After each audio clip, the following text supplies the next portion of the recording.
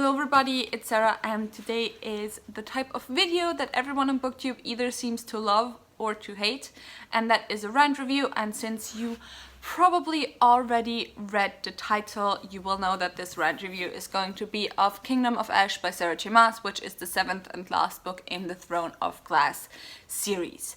And even though it should be obvious, I feel like I need to get some disclaimers out of the way.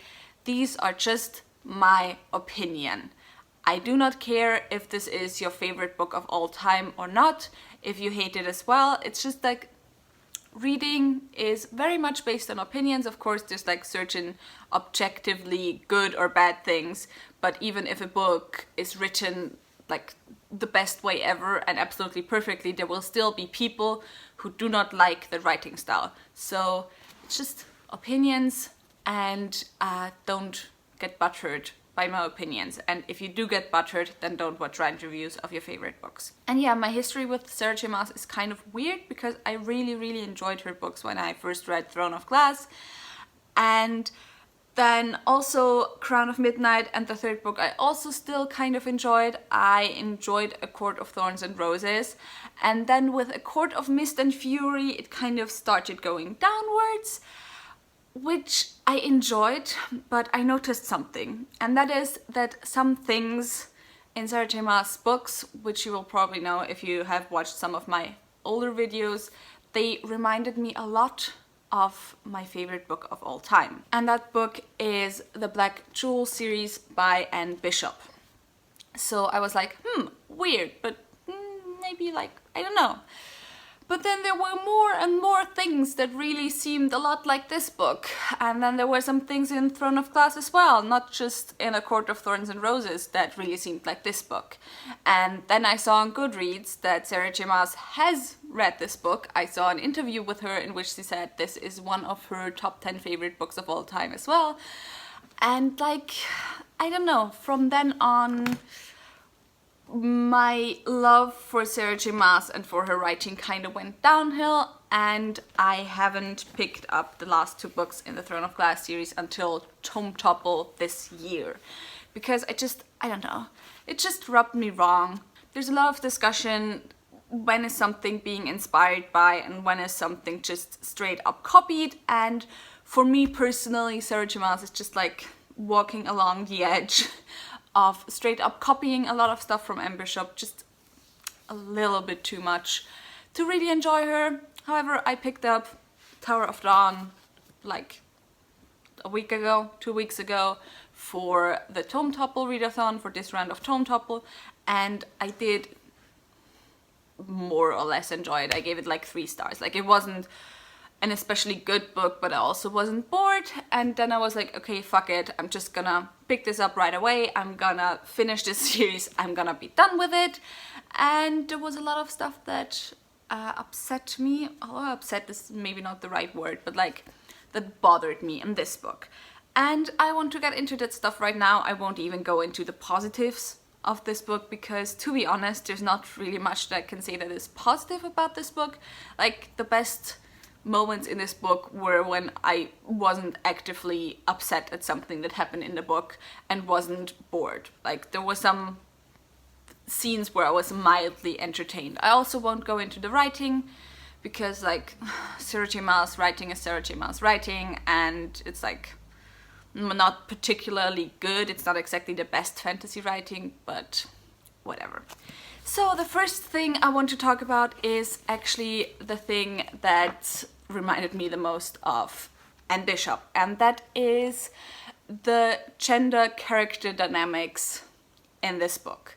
I have seen a lot of complaints already on YouTube, on Twitter, about Sarah J. Maas writing when it comes to her male characters, and that she writes like kind of too much of alpha male characters. And that is actually also something that happens a lot in this book. And I think she's trying to copy the character dynamics, the gender dynamics from the Black Jewel series. And the thing is, in the Black Jewel series, you have a lot of strong female characters, but you also have a lot of alpha male characters. And these types of characters, they want to protect the women, they want to take care of the women, and they just want to be there for the women. And in a way, the gender dynamics in this book are very stereotypical because the men are the ones that protect and the women kind of are the ones that nurture. But it's not in a way where it kind of, I don't know how to explain it, where it becomes sexist, because the men know they don't protect the women because the women need protecting, but they protect the women because of an inherent instinct and need in them. And the women have a say in when they want to be protected or when they can just tell the men to fuck off. And it just turns into this really intricate kind of dance and dynamic where women protect men and women respect men and men protect women and men respect women. And it's hard to explain. And I think Sarah J. Maas tried to copy this in this book, especially with the Fae males, but it just ends up being really bossy, overprotective men and kind of like women that look down on the men as something like lesser.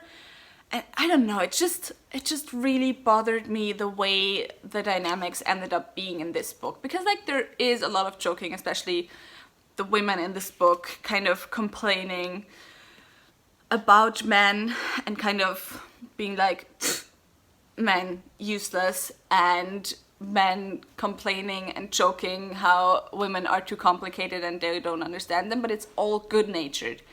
And whenever that kind of tries to come through in this book, it's just all very, I don't know, it's kind of just left a bad taste in my mouth, so to speak. So yeah, didn't really enjoy that part of the book, and it's like a major part of the book. Next thing is, this is supposed to be YA, and like there's not really any graphic sex scenes, but I swear, and I've read the Anita Blake Vampire Hunter series where there's succubi and incubi, so basically like sex demons or like people that feed off sex, but I have never met characters in any book that are as horny as Sarah J. Maas characters. And like, I get it, you might die tomorrow, maybe you won't see each other again, but like you have a big battle tomorrow. Maybe don't spend all your energy on fucking each other's brains out and like put some energy either into strategy or just get some sleep. I don't know. And it's like, it's kind of funny at some point if it weren't so like annoying. Like, I get it, okay. I find it really cool that like there's sex positivity in YA, because I don't like it when just like sex is out of the equation in a lot of YA books, because it's a fact that people that are in the age range of typical YA readers, they are the ones that like discover the physical needs of the body or whatever, but it's just within borders. Like, it's way too much in this book. Then, this book was so unnecessarily long. It's almost 1,000 pages, and most of that just happens because Aelin just takes way too long to get to everyone else, and then everyone, of course, has to fight 50 different battles until the final battle, because Aelin still isn't there, and it's just like, it wasn't necessary. It wasn't necessary for Aedion and that whole army to move place 5,000 times. And like, just start in Orinth. Is it called Orinth? I don't even know anymore. Just start there and have them be there for the rest of the book, and just like cut half of this book out, please. It's so long. Most of the scenes were completely unnecessary. Like, cut out a few of the scenes of them getting to having sex. It's whatever. Then also, Aelin got over her trauma really quickly, like from being tortured. I don't know, like, I liked it at the beginning that she obviously was still traumatized. Like, of course, she has been tortured for a few months. She didn't know what was real and what wasn't, but yeah, it still then vanished from one second to the other. So like, that was also kind of very unnecessary. I don't know how else to say it. Also along the lines of Way Too Long and Aelin does absolutely nothing the entire book. I mean, she burns the water, and I'm still wondering why everyone on the other side, oh, of course, Rowan was on the other side, right? That was why not everyone was like burned. But like aside from that, and then fighting Maeve at the very end, she does nothing the entire book, aside from fucking things up with the weird keys, which by the way were also a completely unnecessary plot point in the end. We spend 5 fucking books only going to search for the weird keys because the weird keys are necessary to like fight Erewhon and whatever, but in the end they weren't unnecessary because like, okay, you killed the gods or whatever and you gave up your chance to fight Erewhon. You said you'd fight him yourself if a ghost got to like live on or whatever. And I'm like, that's so fucking egotistical. Why the fuck would you do that? Why? She's dead already. Elena is dead already. Don't care about her. It's about the living people. And that just really rubbed me the wrong way. And I think it was supposed to show how like big-hearted Aelin is or whatever, but it just showed how stupid she is and how she can't get anything done, and literally every other character in the series does more towards winning the final battle than Aelin does. So yeah, I don't like her. I really, really, really don't like her anymore.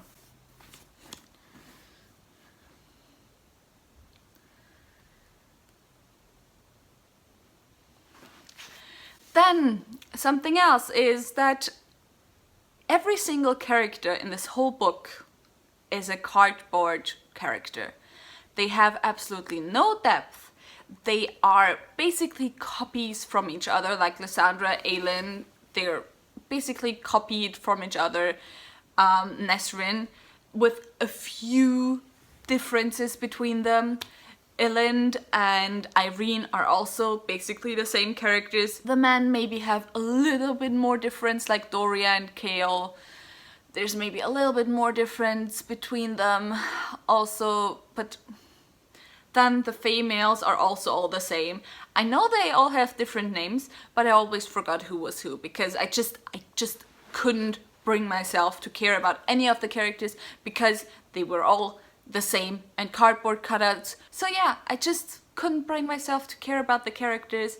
And then I also didn't care that they all ended up together in a perfect couple. Like, I don't think there was one character who was single at the end.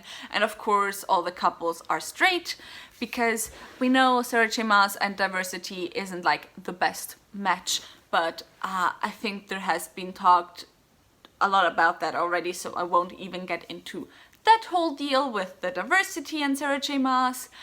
And yeah, it just didn't make sense that everyone was paired up together, especially with Lorcan and Elide and Adian and Lysandra, who both had someone in those relationships who said absolutely horrible things to the other person. But no, it doesn't matter because I love them still. And I'm sorry, those are gonna be some toxic as fuck relationships. I mean, I kind of get Elide and Lorcan a bit more because I kind of get that Elide was pissed at Lorcan, but then still they ended up being perfectly together or whatever. I don't understand why Lysandra forgave Adian in a second, because like I understand why Adian was pissed at the beginning, but he said some horrible shit to Lysandra. And okay, maybe she forgave him, but I don't understand why they then like go and pair up right away. And why it wasn't like, bitch, you hurt me, and let's take this slow and let's see if maybe we can find trust in each other as friends first again, instead of like right away getting to fucking again. Because yeah, but it's a Sarah J. Maas book, so of course everyone has to be perfectly happy and whatever. Then another pairing that I didn't understand was Kale and Irene. If I got the ending correctly of Tower of Dawn, then their lives are like bound together. Then why the fuck is Kale still going out into the battles and probably like taking big risks to die and taking Irene with him, which would be bad enough on its own. But like, I'm sorry, if I was Chaol and I knew that my wife was pregnant, I wouldn't put my life on a line like that anymore if it means that I'm also putting the life of my wife and possibly future child on the line as well. Why would you do that? Why? I don't understand. I do not understand. Especially since, like, Irene, isn't she healing also during the battle? So Chaol might just as well fall down in the middle of the battle, unable to use his legs, and then just, like, get killed. So, yeah. Anyway, that was upsetting. Yeah, but the deaths in this book in general were quite unnecessary because, like, Sarah J. Maas wants to make us believe like she has the guts to kill off characters, which is what she did with the 13 and with Gabrielle. But the fact is, we didn't really care about those characters anyway. These characters were absolutely unimportant. They almost never were like on the page. And like the only reason we cared about Gabrielle was because of Adion, which like, yeah, he's dead, so now I can cry about him and love him and whatever. And the 13, I actually did shed a tear when it came to the 13, but it was still kind of like a cop-out character. You have what? You have 10 main characters and all of them, every single one of them makes it through the final battle. Sure, love that. But yeah, if you know me, I'm quite particular about my fictional deaths. I have a whole video on that. I will leave it linked down below and linked up here. Anyway, so wasn't a fan of the deaths. I would have loved if Aelin had just died, to be honest. I would have absolutely loved that. But yeah, and then the very ending, which cemented it as a 1-star read. Until then it was like a 1.5 star, or maybe if I was very gracious, a 2-star read. But then there was this last scene, which I will try to find. But Aelin, crowned and glowing, only said, "Walk with me." She gestured to the gates behind her. "All of you." This day did not belong to her alone, not at all. And when they balked, Aelin walked forward, took Irene Westfall by the hand to guide her to the front. Ben Manon Blackbeard, Elid Lochen, Lysandra, Evangeline, Nesrin Falik, Bort and Hazar and Ansel of Briarcliff. All the women who had fought by her side and from afar, who had bled and sacrificed and never given up hope that this day might come. "Walk with me," Aelin said to them, the men and males falling into step behind. My friends, isn't that lovely? Isn't it so feminist that every single female character, no matter what they did, even if they did fuck all in the whole story, got to walk beside her, while the men and males are allowed to walk behind her, absolutely unnamed. It doesn't matter that Dorian probably went through more trauma than every single female character in the whole series, aside maybe from Aelin, but then again, how do we know that Aelin really went through that much trauma? Because it took her way shorter to get over her torture trauma than it took Dorian to get over the trauma of like being caught by a like weird color, whatever the thing was called. So yeah, isn't it funny that we like completely disregard everything every single male character did in the entire series? Isn't it funny that we completely disregard Adion, no matter how useless he is and no matter how much I didn't like him, especially in the last book? Isn't it funny how we completely disregard him basically single-handedly holding Teresen until Aelin comes home because she's fucking useless? Isn't it all funny? And I will be the first one to half-jokingly say men are absolutely useless. But in this book, this is just wannabe empowering feminism. This isn't female empowerment. And this is probably the worst crime this book has done, is that it made me defend men. Which I don't hate men, don't worry, I'm joking. But still, I'm just like, why? Why? It wants to be like a Marvel Endgame female Avengers Assemble type of scene. And yes, I know this was published before, but it's really not. It's just really, really not, because most of the characters mentioned in that scene didn't even do anything. Who the fuck was Ansel anyway? She was mentioned like 2 times. Anyway, yeah, that's it. That's all I have to say about this book. Tell me in the comments down below your thoughts on this book, and just like be nice, I guess, if you like this book. If you don't like this book, just be nice in the comments. And yeah, if you enjoyed this video, please think about giving me a thumbs up and also maybe subscribing. All the links to my social media are in the description box down below, so go and check those out. And I hope I'll see you soon. Bye!